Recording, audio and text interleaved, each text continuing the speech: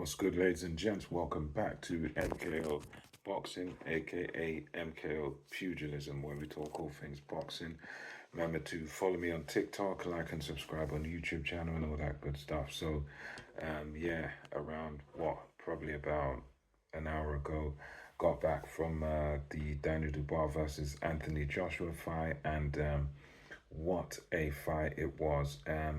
I will confess right now, this is a prediction I got completely wrong.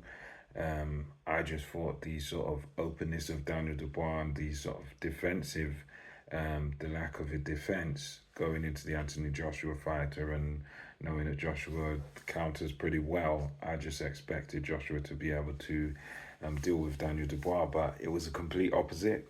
Very, very pleased for Daniel Dubois. Daniel Dubois utterly destroys Anthony Joshua in 5 rounds. I mean, that's a result I didn't see coming. I mean, I was very aware of the fact that, yes, Daniel Dubois is a powerful puncher. He's got good stamina.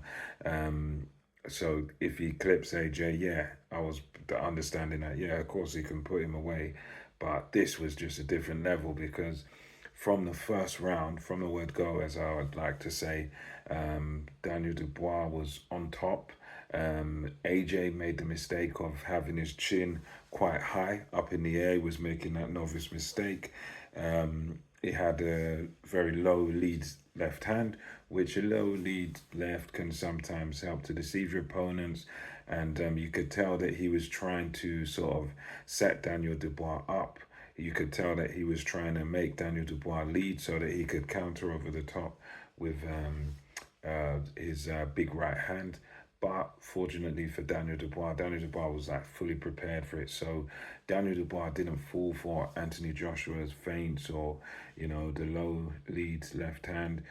Instead, what he did was he was hitting Joshua with a hard left jab, and he was out jabbing Anthony Joshua, and it was going Dubois' way pretty much. He managed to wobble Joshua a bit, and then he managed to put Joshua down at the end of the first round. So, and you could tell that when he put Joshua down, even when Joshua got up, Joshua was wobbled. He was properly shaken, and he was all over the place. Joshua was all over the place, and he was very lucky that he was able to get to his feet, and you could tell he was still pretty much out on his feet, but because it was like 10 seconds to go when he got knocked down, he got up, and then that was pretty much it. The bell just almost rung instantly. So he gets through that, but he's still hurt. The second round again, Dubois is in the ascendancy, putting it on Anthony Joshua. Anthony Joshua is trying to survive. He manages to land a few shots, but you can tell he's still not really recovered from the beatdown, from the knockdown that happened in the first round. So Joshua, struggled next couple of rounds to survive. He then goes down, another time and another time, and he's just all over the place. And it was even a point where Joshua appeared he got hit. But then he kind of went to the floor, and then the referee ruled it a slip. So I don't know, maybe it was a slip, but he was all over the place the next couple of rounds. I think it was around the fourth round where he kind of recovered, but again, this was after suffering more knockdowns, and Joshua was just pretty much all over the place.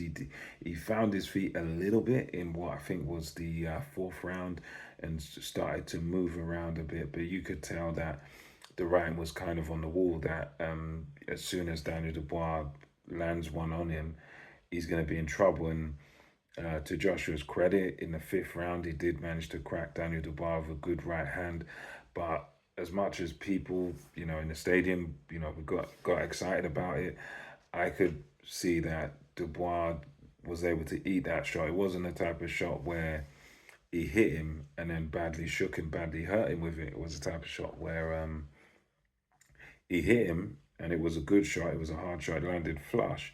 But Dubois, he showed a good chin and good endurance there, where it was like, okay, I'll take that. And he just sort of took it, and then he came back. And then he finally put AJ out of his misery in round, as I say, later on in round 5 of a counter as AJ was coming in. Dubois just clips him. I think it was his left hook or something. Just clips Anthony Joshua, and you can tell Anthony Joshua was just gone. Legs were completely and utterly gone.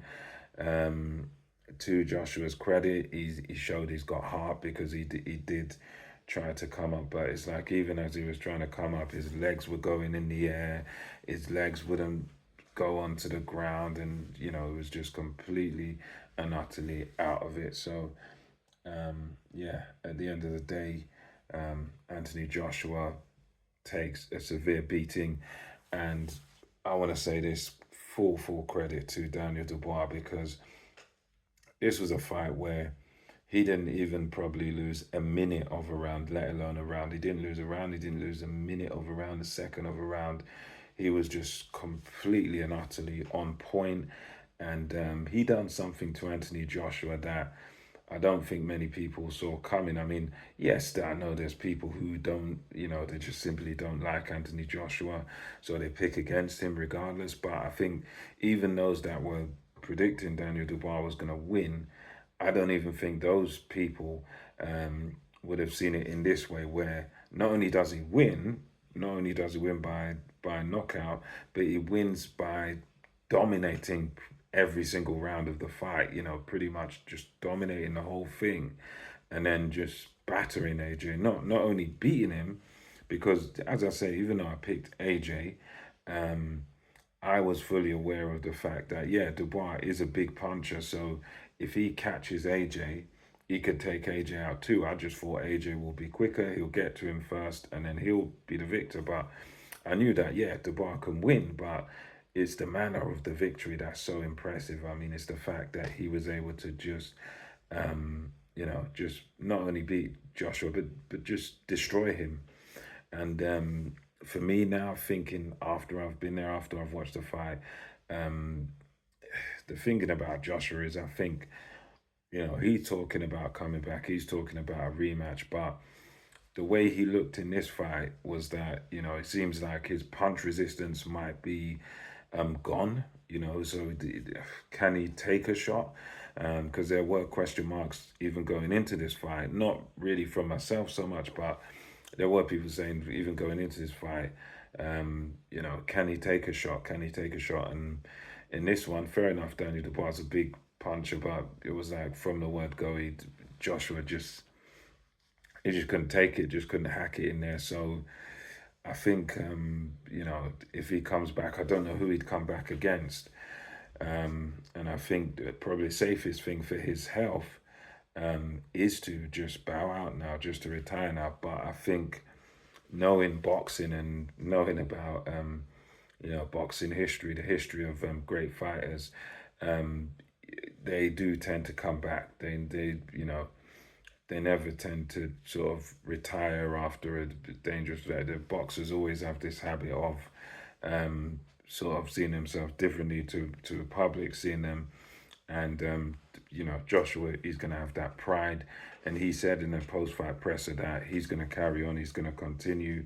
They spoke about rematch with Daniel Dubois, but I would be, very, very doubtful of AJ's chances in a rematch. I mean, unless he somehow, dances and becomes an Ali type of fighter where he can just pretty much stay out of Dubois' way for 12 rounds, yeah, you can do that.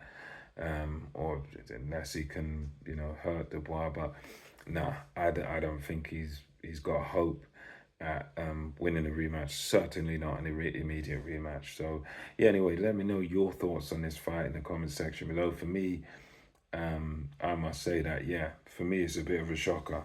As I say, not because of Dubois winning, but because of how he won and how easily he won. I mean, because we put this in perspective, AJ, former unified champion, two-time unified champion, and for Dubois to just demolish him and just beat him easier than anybody's ever done it before. I mean, even Ruiz beat him and he upset him, but Joshua was winning rounds in the Ruiz fight. He was, he was probably winning the fight at a point when he took the first knockdown and stuff. He'd put Ruiz down, so that was that. But in this instance, you're talking about complete and utter domination, where Joshua was never in the fight. He was never in the fight. He was just completely and utterly destroyed from the word go. He was just, never. I don't think he ever recovered from that first knockdown. So let me know your thoughts, and until next time, MKO Boxing over and out.